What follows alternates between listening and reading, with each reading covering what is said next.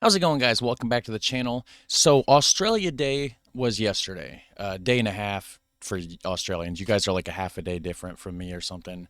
I don't know. It's confusing, the time zone situation. But anyways, I understand it is a controversial thing because of the First Nations people, the Aborigines and stuff, being like, their homeland was stolen from them. United States has a similar history, not the same at all, but it's similar. There was Native Americans here that got decimated and whatnot. So I understand that there's going to be different viewpoints on either side. I'm not here for that kind of argument or whatever. Keep the comments healthy, please. I'm just an American trying to learn, of course. So we have right here the not so long history of Australia Day and January 26th. It says, for First Nations people, January 26th has a legacy of invasion, colonization, genocide, and survival. Despite decades of opposition to Australia Day as a national holiday, the country still kicks off in culture wars and conservative talking points every year. And while some might talk about Australia Day traditions, this year we're asking, are you sure about that? So this was posted a year ago in 2 days. No, 5 days. Yeah, 1 year and 5 days ago. So anyways, links down below for that. The original channel is Vice Ons. So you can go over there and check out the original video. Hit like on the original video because that's what we do.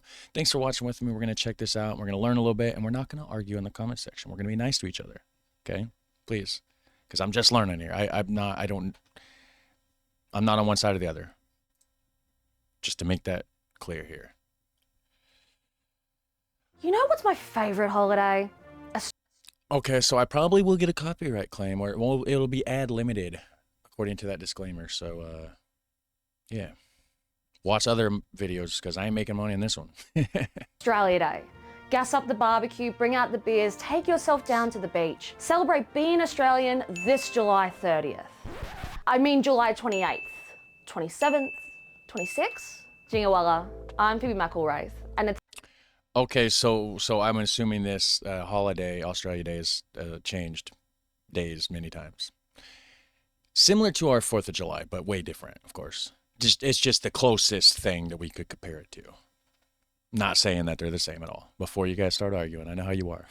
Love you guys, but you argue a lot. it's that time of year. Now, talking about our nation, Australia Day, just around the corner. We've got the usual whingers out there pushing the Change the Date campaign. January 26th has become a hot button topic for non-Indigenous people in Australia, fueling endless settler culture wars and nationalist myth-making. This year, a conservative think tank claimed that opposition to Australia Day is a relentless campaign by inner-city elites, the political class, big business, and civil society to cancel our national day. But fun fact, the whole Jan 26 invasion, colonisation, genocide, and then celebrating said invasion has always been a problem for First Nations people. But what about tradition, some might say? It's just simply always been that way. And to that I would say, are you sure about that? I mean, it only became a national public holiday in 1994, but let's yarn about the not so long history of Really? Australia Day and January 26. If you ever bothered listening in school, So 1994, so it's been 31 years this year. What'd they do before that? Was it just an unofficial thing that people just celebrated in random days, like she was mentioning earlier, July this and June that? you'd know that Jan 26, 1788 is the day the First Fleet, captained by Arthur Phillip, invaded Warran Sydney Cove and violated First Nations sovereignty, raising the Union Jack to claim the continent for King George III. What might have been left out of your curriculum though was that the landing was met with resistance by Gadigal people and surrounding clan groups, and this was Yeah. replicated by First Nations all over the country. In fact, the first 140 years of colonisation is referred to as the Frontier Wars by Australian historians, academics and First Nations community, showing the level of consistent First Nations opposition to the settler colonial project.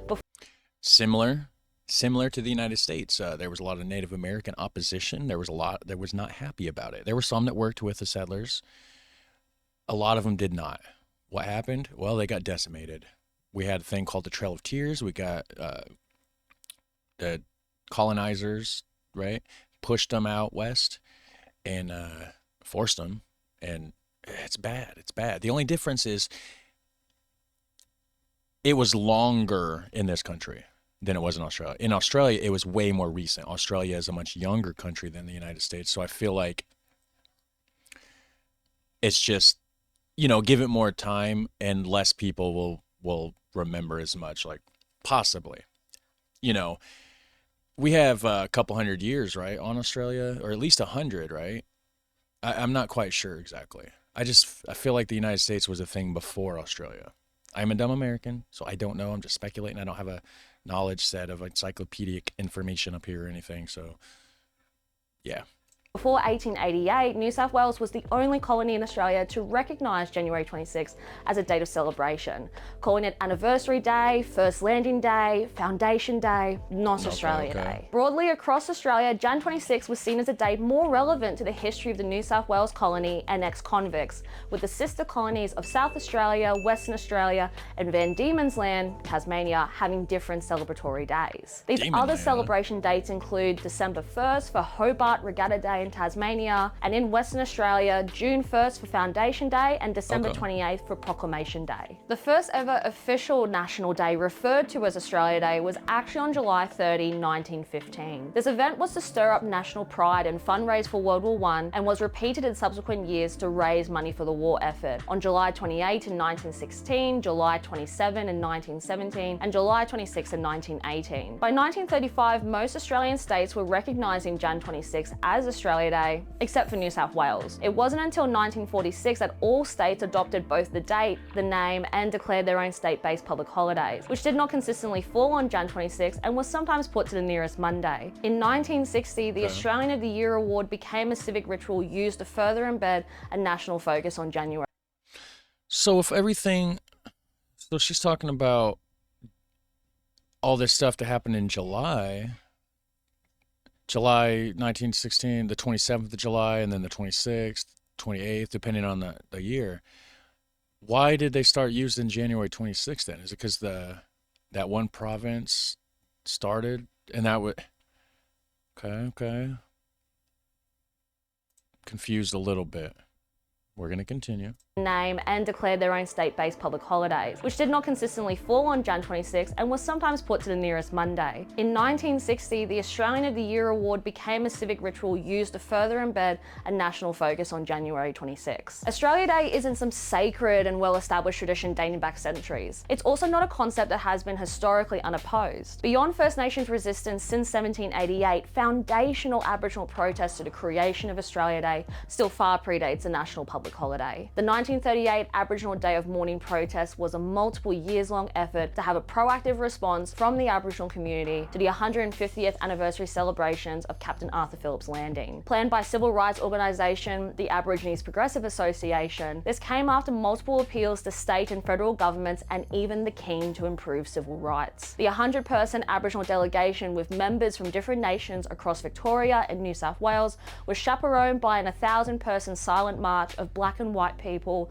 to Australia Hall in Sydney CBD. This protest is momentous for not only being the first national gathering of Indigenous people in Australia, which was difficult to achieve as it was illegal for Aboriginal people to move freely across the country, but has since been recognised as one of the first civil rights gatherings globally. The meeting in Australia Hall was only open to Aboriginal people, where after being forced to take the back entrance, mob convened to discuss issues affecting their communities, vote on a demand for equal citizenship rights, and to officially declare January 26 as a day of mourning. Many of these points were outlined in the manifesto Aborigines Claim Citizen Rights, written by Aborigines Progressive Association President Jack Patton and Secretary William Ferguson. Patton and Ferguson's manifesto asked Australians celebrating the 150th anniversary a question that is still relevant to conversations First Nations people are having decades later. The 26th of January 1938 is not a day of rejoicing for Australia's Aborigines. It is a day of mourning. This festival of 150 years so-called progress in Australia commemorates also 150 years of misery and degradation imposed upon the original native inhabitants by the white invaders of this country. We, representing the Aborigines, now ask you, the reader of this appeal, to pause in the midst of your sesquicentenary rejoicings and ask yourself honestly whether your conscience is clear in regard to the treatment of the Australian blacks by the Australian whites during the period of 150 years history which you celebrate. Last year, we saw how easily the Prime Minister could call a National Day of Mourning for the death of Queen Elizabeth II. Yet First Nations people consistently declared and observed Day of Mourning has gone officially unrecognised for over 80 years. Despite being one of the oldest civil rights gatherings in the world, settlers never failed to attempt to undermine the Day of Mourning by inducing a but tradition rebuttal. When we understand our history though, we see that the concept of a national day in this country has consistently undergone reinvention to suit the agenda of the colonial project. There is no well-established tradition to hark back to, no important ritual to protect. For First Nations people, however, there is an enduring legacy of fighting to ensure the survival of culture, kin and country. There has been opposition to the creation of Australia since 1788, as well as opposition to the creation of Australia Day since 1938. Truthfully, it is the First Nations tradition of resistance and protest that has a much firmer foundation than any public holiday. Well, there's a lot there. I don't want to get too political about it. I can see both sides, though. I mean, I do understand the Aborigine side of things.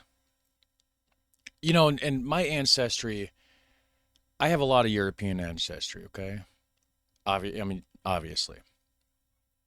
But I also have a ton of Native American ancestry. Uh, like Pocahontas's mom was my 12th great grandma. I found out in my family tree. I'm not descended from Pocahontas. I'm descended from Pocahontas's sister. So Pocahontas would be like one of my great great great grand aunts or something. So it's like, you know, the Native American portion within me, right, feels sad about the Native Americans being treated the way they were here in the United States, right? But then, of course, you got the other side, the European side. You know, it's like I'm stuck in the middle here. I got ancestry from both. You know what I mean? So it's like, and at the same time, we can't live in the past because the past isn't now, right? The past is done. All we can do is look for the look to the future, and try to look at the past for guidance of wisdom, right? You see what happened in the past, what happened because of what happened in the past, and you can use that for guidance to know that you can try to do things differently to avoid bad things happening, right? That's all you can really do. You can't dwell on about it, you know, because it's sad. It's sad. You know, so the Aborigine, you know, they got a point. I mean, it's definitely a day of mourning for them, for sure. But at the same time, there's bad stuff that happens all the time. So is it like the regular Australian is banned and barred from celebrating? They're not even allowed to have pride in their country at all because of some bad stuff that happened in the way it was founded. You know, that it's like, I understand the controversy. It's a dicey subject. It really is. But have a healthy discussion in the comments, guys, for real. Don't be arguing down there, okay? Please. Thanks for watching with me. You guys have a super fun, awesome day, and I'll catch you in the next one. Take care. Bye.